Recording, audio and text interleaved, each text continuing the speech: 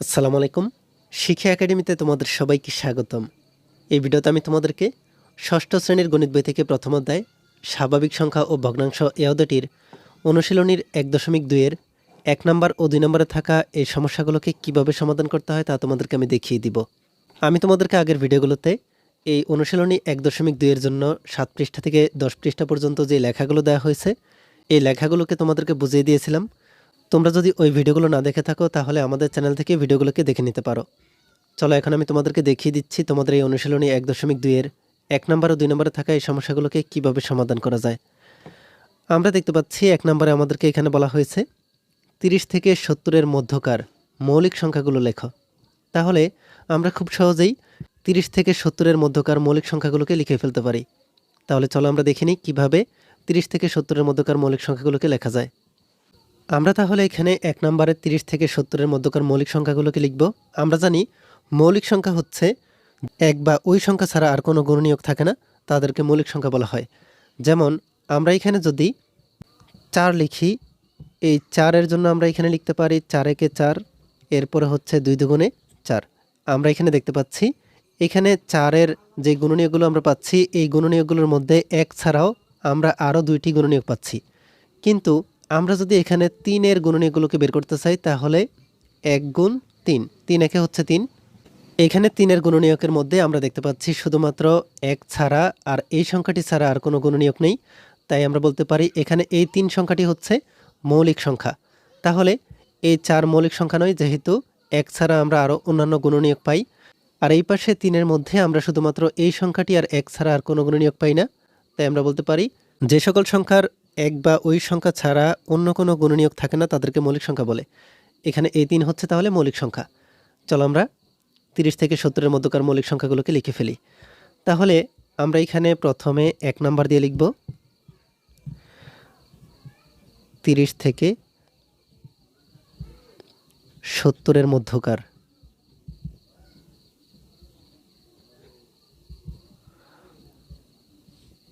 মৌলিক সংখ্যাগুলো হলো মৌলিক সংখ্যাগুলো হলো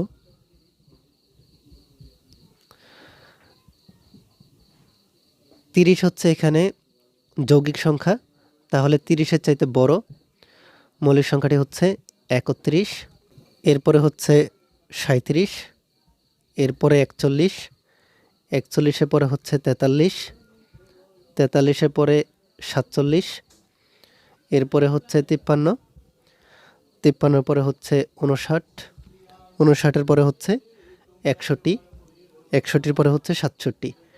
এই সংখ্যাগুলো হচ্ছে মৌলিক সংখ্যা। এখানে ৩১ থেকে ৬৭ পর্যন্ত এই সংখ্যাগুলোকে গুণনীয়ক বের করতে চাইলে আমরা শুধুমাত্র ১ আর এই সংখ্যাটি ছাড়া আর কোনো গুণনীয়ক পাবো না। তাহলে তোমরা দেখতে পাচ্ছ আমরা ৩০ থেকে ৭০ এর মধ্যকার যে মৌলিক সংখ্যাগুলো আছে আমরা এই মৌলিক সংখ্যাগুলোকে লিখে ফেললাম। আর খুব সহজে ১ নম্বরে থাকা এই ৩০ থেকে ৭০ এর মধ্যকার মৌলিক সংখ্যাগুলোকে আমরা বের করে ফেলতে পারি। এরপরে আমরা দেখে নিই আমাদেরকে ২ নম্বরের এই প্রশ্নে কি বলা হয়েছে। তোমরা দেখতে পাচ্ছ ২ নম্বরে এখানে বলা হচ্ছে সহমৌলিক জোড়া নির্ণয় করো। তাহলে আমরা ক নম্বর থেকে ঘ নম্বর পর্যন্ত যেই সংখ্যাগুলো দেখতে পাচ্ছি প্রত্যেকটা সংখ্যা এখানে জোড়ায় আছে, আর এই জোড়া সংখ্যাগুলো থেকে আমাদেরকে সহমৌলিক নির্ণয় করতে বলা হয়েছে। চলো আমরা দেখে নিই কীভাবে ২ নম্বরে থাকা এই সংখ্যাগুলোর সহমৌলিক জোড়া নির্ণয় করা যায়। আমরা ২ নম্বরে থাকা ক নম্বরের জোড়াটিকে লিখে নিব। তাহলে ২ নম্বরের ক নম্বরে থাকা জোড়াটা হচ্ছে প্রথম সংখ্যাটা ২৭, এরপরের সংখ্যাটা হচ্ছে ৫৪। এখানে আমরা প্রথমে এই ২৭-এর গুণনীয়কগুলোকে বের করে নিব, এরপর ৫৪-এর গুণনীয়কগুলোকে বের করে নিব। এরপরে আমরা দেখব এই সংখ্যা দুটি সহমৌলিক কিনা। তাহলে আমরা প্রথমে ২৭-এর গুণনীয়কগুলোকে বের করে ফেলি। আমরা এখানে লিখে দিব ২৭-এর গুণনীয়কগুলো হলো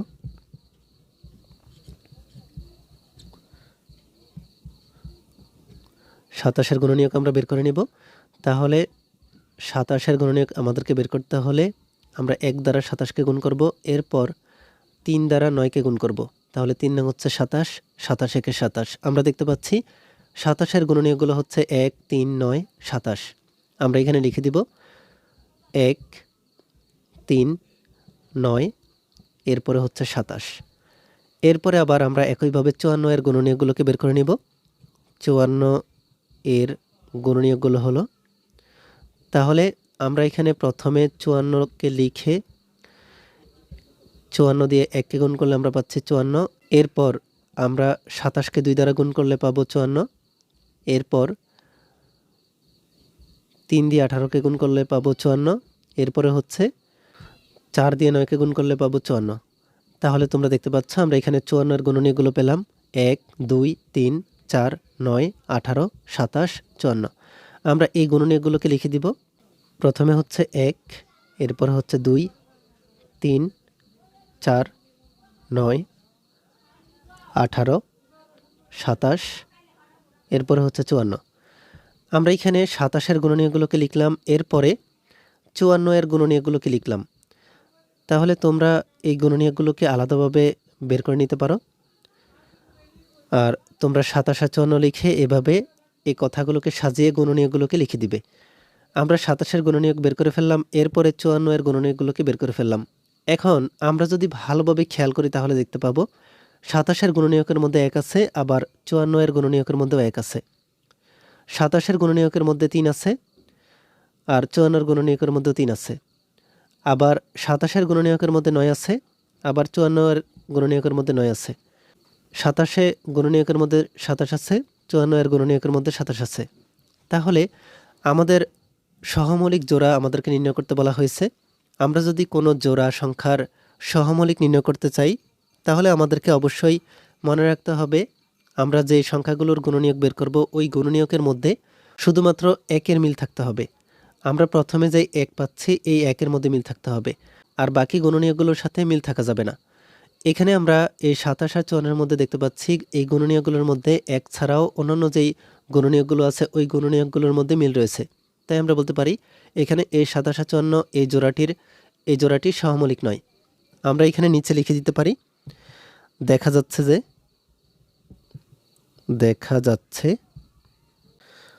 27 ও 54, 27 ও 54 এর মধ্যে 27 ও 54 এর মধ্যে 1 ছাড়া সাধারণ গুণনীয়ক 3 9 এরপরে 27 বিদ্যমান। তাহলে 3 9 27 এই তিনটি গুণনীয়ক হচ্ছে আমাদের এখানে বেশি। 3 9 27 এই সংখ্যাগুলো মিলতে পারবে না, শুধুমাত্র 1 মিলতে হবে। আমরা এখানে 1 ছাড়াও 3 9 ও 27 এই সংখ্যাগুলো পাচ্ছি। তাই আমরা বলতে পারি সুতরাং 27 ও 54 এই সংখ্যাদ্বয় সহমৌলিক নয়। সংখ্যাদ্বয় সহমৌলিক নয়। তাহলে তোমরা দেখতে পাচ্ছ কিভাবে আমরা কোনো সংখ্যার জোড়ার ওই জোড়াটির সহমৌলিক কিনা তা আমরা খুব সহজে বের করে ফেলতে পারি। আমরা দেখতে পাচ্ছি 27 আর 54 এই দুটি সংখ্যা সহমৌলিক নয়। এরপরে আমরা দেখে নিই আমাদেরকে খ নম্বরের প্রশ্নে এখানে 63 আর 91 দেওয়া হয়েছে। এই দুটি সংখ্যা সহমৌলিক কিনা তা আমরা দেখব। চলো আমরা দেখে নিই। তাহলে আমরা ক নম্বরের মতো করে খ নম্বরের এই দুটি সংখ্যার সহমৌলিক জোড়া কিনা তা আমরা দেখব। আমরা প্রথমে সংখ্যা দুটিকে লিখে নিই। খ নম্বরের এই দুটি সংখ্যা হচ্ছে 63 আর 91। এখানে আমরা সংখ্যা দুটি লিখলাম। এখন আমরা এই 63 আর 91 এর গুণনীয়কগুলোকে লিখে দিব ক নম্বরের মতো করে। তাহলে আমরা এখানে প্রথমে লিখব 63 এর গুণনীয়কগুলো। 63 এর গুণনীয়কগুলো হলো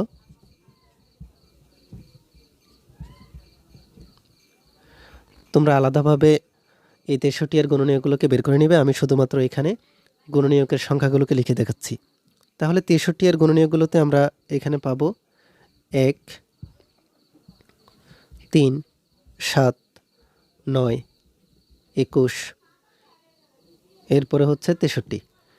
এরপর 91 এর গুণনীয়ক আমরা যদি বের করি তাহলে 91 এর গুণনীয়কগুলো আমরা পাবো 1 7 13, এরপরে হচ্ছে 91। আমরা এখানে যদি 63 আর 91 এর গুণনীয়কগুলোকে ভালোভাবে খেয়াল করি তাহলে দেখতে পাবো এখানে 63 এর গুণনীয়কে 1 আছে, আবার 91 এর গুণনীয়কে 1 আছে। 63 এর গুণনীয়কে 7 আছে, 91 এর গুণনীয়কে 7 আছে। তাহলে আমরা দেখতে পাচ্ছি এখানে 1 ছাড়াও আরও অন্যান্য গুণনীয়ক আমাদের এখানে উপস্থিত আছে। তাই আমরা বলতে পারি এখানে এই 63 আর 91 এই জোড়াটি সহমৌলিক নয়। আমরা এখানে কথাগুলোকে লিখে দিব। দেখা যাচ্ছে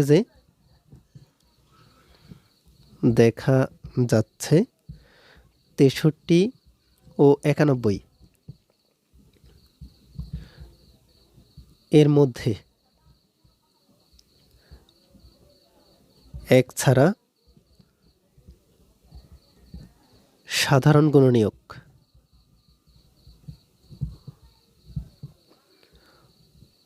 এখানে 1 ছাড়াও আমরা 7 দেখতে পাচ্ছি।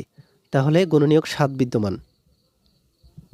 তাহলে 1 ছাড়া যেহেতু আরও অন্যান্য গুণনীয়ক সংখ্যা আছে, তাই আমরা বলতে পারি এই 63 ও 91 এই সংখ্যা দুটি সহমৌলিক সংখ্যা নয়, সহমৌলিক নয়। তোমরা দেখতে পাচ্ছ কিভাবে আমরা খ নম্বরের এই দুটি সংখ্যার সহমৌলিক কিনা তা আমরা বের করে ফেললাম। আমরা দেখতে পাচ্ছি 63 আর 91 এই দুটি সংখ্যা সহমৌলিক নয়। এরপর গ নম্বরে আমাদেরকে আরও দুটি সংখ্যা দেওয়া হয়েছে। বলা হচ্ছে 189 আর 210 এই দুটি সংখ্যা সহমৌলিক কিনা তা আমাদেরকে বের করতে হবে। চলো আমরা ক নম্বর আর খ নম্বরের মতো করে গ নম্বরের এই দুটি সংখ্যা সহমৌলিক কিনা তা বের করে ফেলি। তাহলে আমরা প্রথমে গ নম্বর দিয়ে সংখ্যা দুটিকে লিখে নিব। প্রথম সংখ্যাটা হচ্ছে 189, এরপরের সংখ্যাটা হচ্ছে 210। আমরা 189 এর গুণনীয়কগুলোকে লিখে ফেলি। তাহলে 189 এর গুণনীয়কগুলো হলো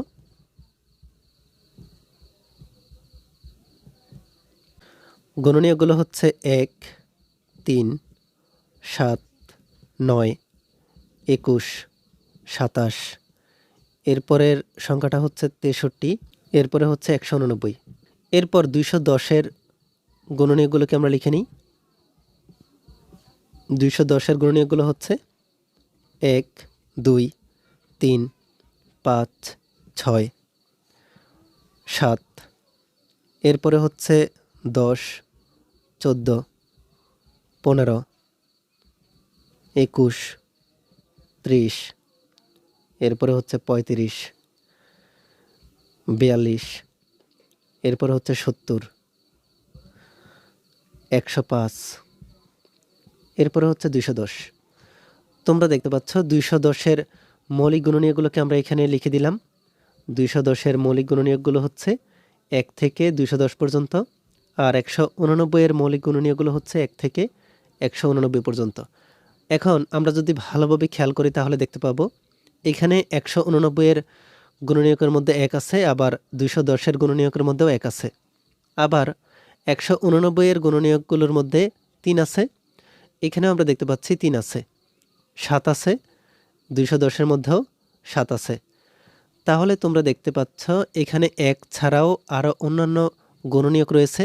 আমরা জানি সহমৌলিক হতে হলে আমাদেরকে এই গুণনীয়কগুলোর মধ্যে 1 ছাড়া আর অন্য কোনো গুণনীয়কের সাথে মিলতে পারবে না।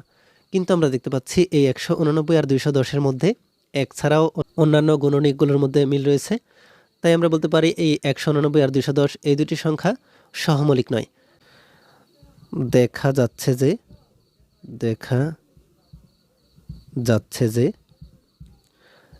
189 ও 210 এর মধ্যে 1 ছাড়াও সাধারণ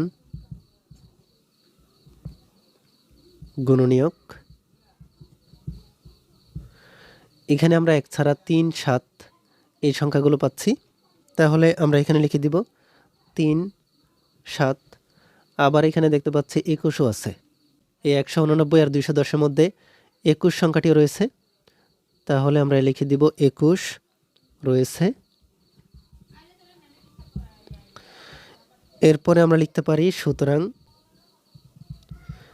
189 ও 210 এই সংখ্যাদ্বয় সহমৌলিক নয়।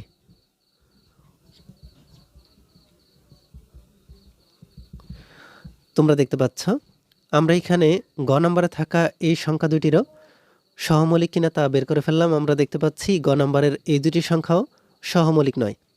এরপরে আমরা দেখে নিই ঘ নম্বরে আমাদেরকে আরও দুইটা সংখ্যা দেওয়া হয়েছে 52 আর 97।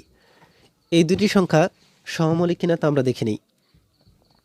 তাহলে আমরা ঘ নম্বর দিয়ে এই 52 আর 97 এই দুটি সংখ্যাকে লিখে নিলাম। এখন আমরা এই 52 আর 97 এর গুণনীয়কগুলোকে লিখে দিব। 52 এর গুণনীয়কগুলো হচ্ছে গুণনীয়কগুলো হলো 52 এর গুণনীয়কগুলোকে যদি আমরা বের করি তাহলে দেখতে পাবো গুণনীয়কগুলোর মধ্যে 1 আছে, এরপরে 2, এরপরে 4, 13, 26, এরপরে হচ্ছে 52। আর 97 এর গুণনীয়কগুলোকে যদি আমরা বের করি তাহলে দেখতে পাবো আমরা এই 97 দেখতে পাচ্ছি। এই 97 হচ্ছে মৌলিক গুণনীয়ক, তাহলে আমরা এখানে শুধুমাত্র 1 আর 97 পাবো। তাহলে আমরা এখানে যদি ভালোভাবে খেয়াল করি তাহলে দেখতে পাবো এখানে 52 এর গুণনীয়কের মধ্যে শুধুমাত্র 1 আছে, আর এই 97 এর মধ্যে শুধুমাত্র 1 আছে। এই দুটি সংখ্যার মধ্যে শুধুমাত্র 1 এই গুণনীয়কটার সাথে মিল আছে। আমরা জানি দুটি সংখ্যার গুণনীয়কের মধ্যে 1 ছাড়া অন্য গুণনীয়কগুলোর মধ্যে যদি মিল না থাকে তাহলে ওই সংখ্যা দুটি হচ্ছে সহমৌলিক সংখ্যা। আমরা এখানে যেহেতু 52 আর 97 এর মধ্যে শুধুমাত্র 1 এই গুণনীয়কটির মিল পাচ্ছি, তাই আমরা বলতে পারি 52 আর 97 এই দুটি সংখ্যা হচ্ছে সহমৌলিক সংখ্যা। আমরা এখানে নিচে লিখে দিতে পারি, দেখা যাচ্ছে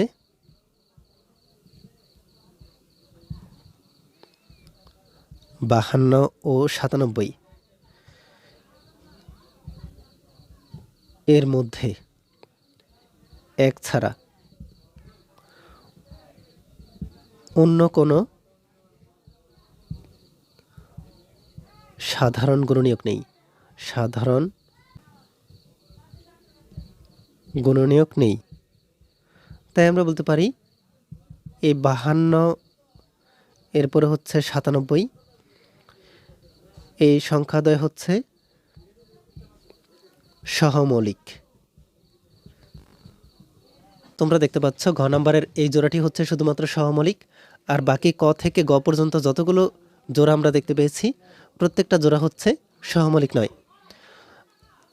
তাহলে আমরা এখানে 1 নম্বর ও 2 নম্বরে থাকা এই দুটি সমস্যাকে খুব সহজেই সমাধান করে ফেললাম। এই ভিডিওতে এ পর্যন্তই। এই ভিডিওটি তোমাদের কাছে যদি ভালো লেগে থাকে তাহলে এই ভিডিওটিকে লাইক ও শেয়ার করে দিতে পারো। আর পরবর্তী সকল ভিডিওগুলো পাওয়ার জন্য আমাদের এই চ্যানেলটিকে এখনই সাবস্ক্রাইব করে রাখো।